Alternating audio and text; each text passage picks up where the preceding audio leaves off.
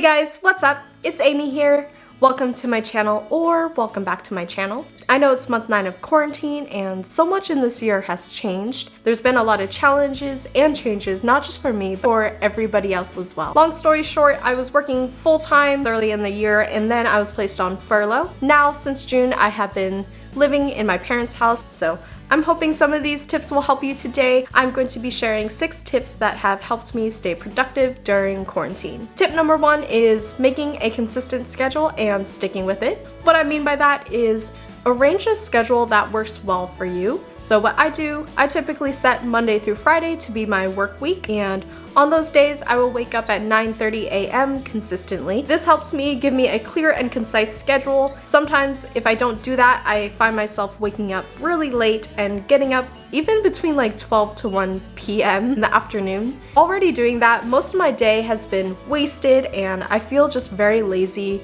and unmotivated if I let myself stay in bed that long. Just pick a consistent schedule, whichever works for you. If it's like Tuesday through Saturday, or if it's waking up at 8 a.m., if it's waking up even later, if you want to wake up at like 10 or 11, just find that balance and that schedule that works for you and make it consistent. I do still let myself sleep in on the weekends and just take it more easy on the weekend, just to have those 2 days to relax. Tip number 2 is pretty straightforward. It is to eat a healthy breakfast. Me personally, I like to go really hard and eat a lot for breakfast. I think breakfast is so important because it is the first meal of the day and it is what you put in your body to get the energy to get going throughout your day.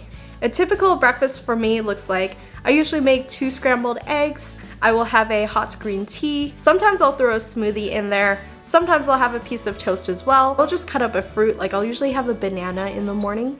I do know it's a lot, but I usually like to work out later in the day, and eating that big of a breakfast and a healthy, well-rounded breakfast just gives me the energy for working out later in the day and just being able to have a clear head and finish my tasks. Also, eating healthy really helps your body feel a lot better. You'll really feel it if you work out or exercise. Your body will thank you for doing so. So that is definitely one thing I work on and recommend. It doesn't just have to be breakfast. You could try to eat healthy like breakfast and dinner. Usually I'll have like ramen for lunch, so it's not as healthy, but definitely breakfast and definitely dinner. I try to keep it balanced and healthy. And this goes with tip number 3. Tip number 3 is to exercise once a day, or at least just get outside once a day. To elaborate, being back home, my parents are pretty active, so they always like doing one thing a day, whether it's yoga classes, biking, hiking. They're always out and want to be outside at least once a day. I will typically join them on walks, on hikes. Typically, I go with them maybe 3 to 4 times a week. With my mom, we typically walk anywhere between 4 miles all the way to 7.5 miles. Now, I know that is a lot. Even just for like 30 minutes, it'll make you feel a whole lot better. Exercise releases endorphins and it makes you feel less stressed and you feel happier and probably even just more productive once you're done with your workout. On top of that as well, I think it could be a whole nother fitness video, so I usually like to jog. If I don't walk as much in the week, I usually like to try to jog at least 1 to 1.5 miles, and I do that maybe 3 to 4 times a week. So it really depends on how the week goes and how the day goes. If you don't like walking or jogging or any of those options, if you have a pool, you can definitely go swimming. You could do like Zumba outside. They have so many YouTube videos. You can do in-home workouts. I like to watch Blogilates, so I like doing at-home like yoga and Pilates workouts. So anything that works for you just to get outside and exercise once a day, I think is definitely very important for staying productive. Tip number 4 is to make a calendar and plan out your schedule. This is something I am personally working on. What I started doing when I started making YouTube videos, I just made a Google spreadsheet on my Google Docs. For that spreadsheet, I made 3 columns across. The first column is what videos I need to plan. The second column is what items do I need, or what else do I need to film that video. The third column at the end is the date I want to have the video scheduled by. So I have a whole schedule laid out on video ideas and plans that I want to do. Sometimes my plans will be different, or I'll end up making another video, and that is completely okay, but as long as you have a rough outline or a schedule, like week by week, what you want to do, I think is definitely really important to see that and have that in writing. Now, if that way doesn't work for you, there's other ways you can plan. If you have an actual physical planner, you can go ahead and schedule your days out or weeks out. So if you just have a binder and want to physically write out a schedule, that definitely works as well. If you are job searching, I made a whole separate spreadsheet for that. I made a numbers spreadsheet. If you have a PC or anything else, I'm pretty sure it's Excel. For that, I just made a whole bunch of columns, kind of the same thing. So my first column looked like jobs that I had already applied for.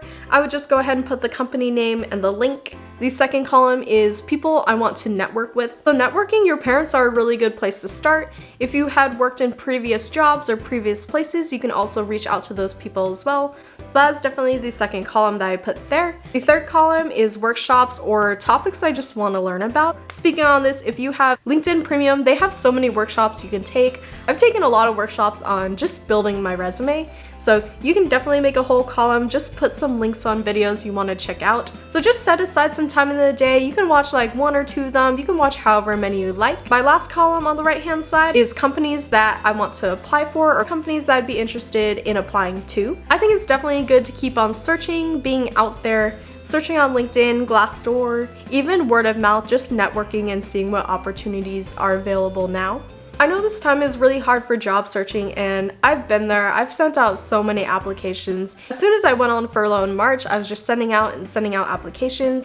And it's pretty discouraging just sending out. I probably sent out hundreds and hundreds. And the key to job searching is just networking and going through people you know specifically. So I know I'm going off on a little bit of a tangent here. I just want to help you guys out if you're job searching as well. I'm just going to give you a rundown of pretty much how my typical day goes and how I stay productive. Pretty much at 9:30 in the morning, I'll wake up. By 10:30, I'll already have had breakfast and I'll begin on job searching online. 1 o'clock is lunch. Anytime between like 2 to 3 or 2 to 4, I'll go ahead and be watching those informational videos or doing some workshops on skill building. Anytime between 4 to 6, I will go ahead and exercise and I'll work out. After that point, I'll typically maybe just have an hour or 2 to myself before dinner, and I'll just be like searching the web or goofing off and watching Netflix and just having that time for myself, because nobody can grind 24 hours just straight. And then after that is dinner. I typically don't work on too much stuff after dinner. I guess it depends on how late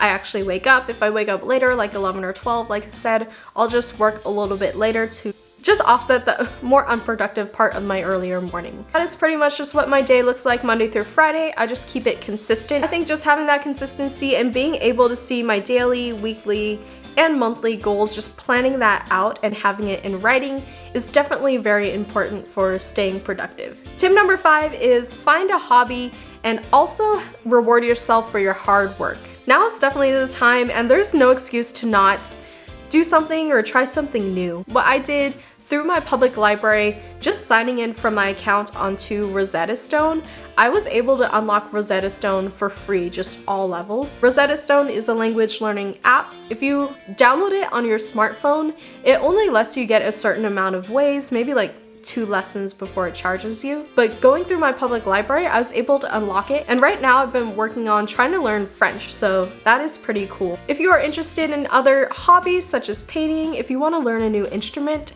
go ahead and do so. There's so many videos on YouTube, or there's so many informational links you can search on Google. Going off of rewarding yourself for your hard work, I find it important just to have your own time every single day. Sometimes in the morning, I will do a daily meditation class, so it takes like 10 minutes or less, and it just helps me be calm and be able to start my day. I'm trying to find the app that I use. It's called Waking Up.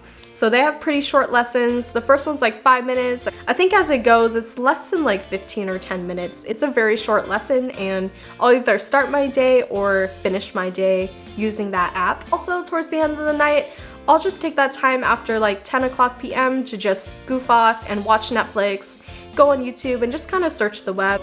During that last part of the day, that is me time, and I just take it to de-stress and relax. We go through so much in the day, especially if you're watching a lot of those informational videos or just doing a lot of job searching. Your mind gets pretty wound up, and I think it is really important to have that time before you sleep in order to distress and just process what happened in the day, because I think it's really important to have a calm mind in order to get the best sleep. Tip number 6, this is the last tip I have for today. Have a clean and organized workspace. This is also something I am working on, and My room sometimes is a mess. Back in the day when I had a messy desk and just had clutter, it would be really hard for me to stay focused. I would just start looking at the things like, oh my gosh, like my laundry, I have to do my laundry, like, oh my gosh, are those like bills, do I have to handle that? Or, oh my gosh, like my desk is really grody and I need to do something about it. Sometimes working in my room as well, I will see my bed and I will convince myself that I could lay in bed and do work, and no, that has led to a lot of middle of the day random naps, so no, don't do it.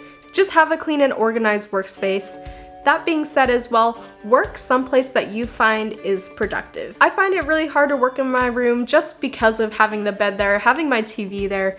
It is really distracting, so if that's what it takes, if I had to pick up my laptop, walk into the living room in order to be productive and work, which I normally do every day, I will go ahead and do so. I know also a lot of coffee shops are closed right now, but I do think some of them have outdoor seating still, so just go ahead, order yourself a coffee, bring your laptop out, and just try working outside for a few hours or so. I think that a change in environment is really helpful for being productive, and even just getting outside of your house, outside of your room, will definitely make a huge difference. So definitely, just to sum it up, just having a clean and organized workspace, as well as just working somewhere that you know will work out well to maximize your productivity for the day. Planning it out, finding that one spot that works and doing so. It'll definitely make a huge difference and help you be more productive. That is all I have for today's video. That was 6 tips on how I stay productive during quarantine.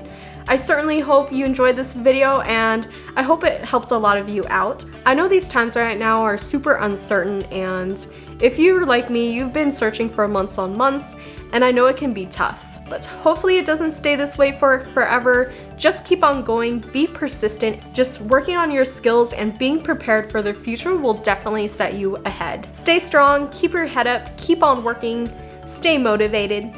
You guys got this. Thank you guys so much for watching my video. Make sure to give this video a thumbs up and don't forget to subscribe to my channel. I will be posting new videos every single week. Thank you so much for watching, and I hope you all have an amazing rest of your day.